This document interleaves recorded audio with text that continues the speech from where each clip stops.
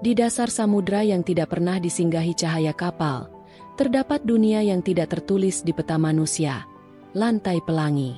Bukan karena benar-benar bersinar seperti pelangi, tapi karena terumbu karangnya memantulkan warna dari biota-biota yang hidup di sana. Koral ungu memeluk batu, anemon jingga menari di arus, dan ganggang biru tumbuh di atas rumput laut seolah menenun permadani. Tapi tidak ada yang lebih mencolok daripada keberadaan seekor makhluk kecil bernama Oru.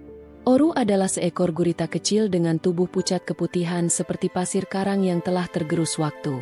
Ia memiliki 8 lengan mungil, mata besar yang selalu menyelidik sekeliling, dan hati yang terlalu lembut untuk ukuran laut yang keras. Ia bisa berubah warna, bisa meniru karang, bahkan bisa menyusup ke lubang terkecil. Tapi semua kemampuannya itu lebih sering dipakai untuk bersembunyi daripada untuk maju. Setiap hari Oru tinggal di balik batu karang retak yang disebut lorong sepi. Ia hanya keluar saat malam tiba, saat predator tidur dan lautan senyap. Ia menyukai kesunyian, atau lebih tepatnya, ia takut pada keramaian. Ia takut pada ejekan, pada tantangan, pada arus yang membawa hal-hal tak terduga. Ketika ikan badut bermain di anemon atau parimanta terbang bebas seperti layang-layang, Oru hanya menatap dari balik celah, diam-diam iri, diam-diam kecil. Teman-teman seumurannya seperti Tamasi udang penari dan Goji si ikan gobi sering mengajaknya bermain, tetapi ia selalu menolak. Aku tidak sehebat kalian. Aku tidak kuat, tidak berani, ujarnya. Mereka tertawa kecil, kadang memaklumi, kadang bosan. Tapi di dalam hati Oru, ada sesuatu yang terus bertanya. Kenapa aku begini? Apa gunanya punya tubuh lentur kalau hanya untuk sembunyi? Apa gunanya hidup jika hanya menjadi penonton? Suatu malam, saat laut terlihat lebih gelap dari biasanya, bintang laut berkumpul di sisi timur terumbu. Mereka berbicara dalam diam, menggerakkan tubuh ke satu arah, ke arah yang tak biasa. Oru mengintip dan bertanya pelan pada kuda laut tua yang lewat. Ada apa? Kuda laut menjawab lirih. Ada arus aneh dari utara. Tak biasanya begitu deras. Ini bukan ombak biasa. Ini pertanda.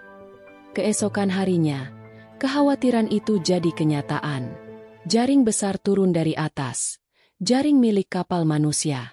Mereka tidak melihat makhluk laut sebagai jiwa, hanya sebagai hasil tangkap. Tanpa ampun, jaring itu menyapu sebagian besar terumbu. Ikan-ikan panik, udang melompat-lompat, anemon rusak, dan sebagian makhluk terperangkap. Tamasi udang, Goji si gobi, bahkan anak-anak gurita lainnya ikut terseret. Oru melihat semua itu. Ia gemetar. Ia ingin lari, kembali ke lorong sepi. Tapi suara kecil dalam dirinya, yang selama ini tenggelam, kini muncul menggelegar.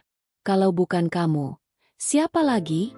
Kamu kecil, tapi hanya kamu yang bisa menyelinap. Hanya kamu yang bisa masuk dan keluar dari lubang sekecil luka. Oru tak menjawab. Ia langsung bergerak.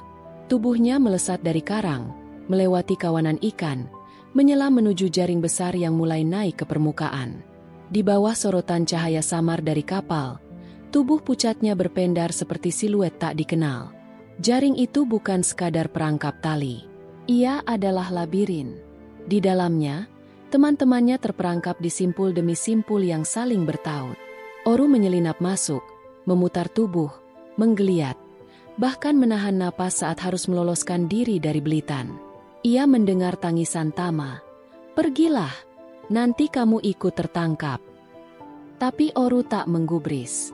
Ia mengeluarkan cairan tinta hitam tipis untuk mengaburkan penglihatan dari atas, lalu mulai bekerja membuka simpul utama, yang ia pahami hanya dari melihat jaring-jaring rumput laut selama bertahun-tahun. Tangannya gemetar, tapi satu persatu simpul terlepas. Udang terlepas.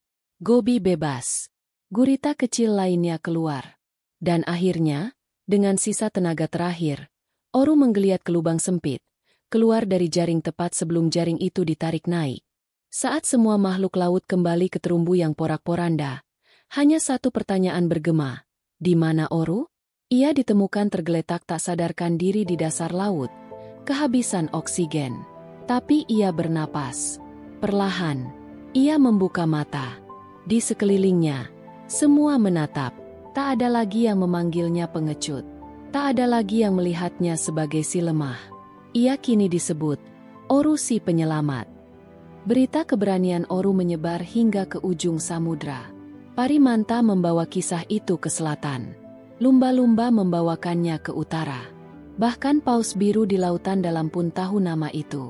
Oru tak berubah jadi sombong. Ia tetap tinggal di lorong sepi. Tapi bukan untuk bersembunyi. Ia tinggal untuk mengajarkan keberanian. Ia mengajari anak-anak gurita untuk tak takut menjadi berbeda. Ia berkata, tak apa jadi kecil. Yang penting, hatimu luas. Dan sejak hari itu, saat matahari menyinari lantai pelangi, ada satu bayangan mungil yang menari di antara karang.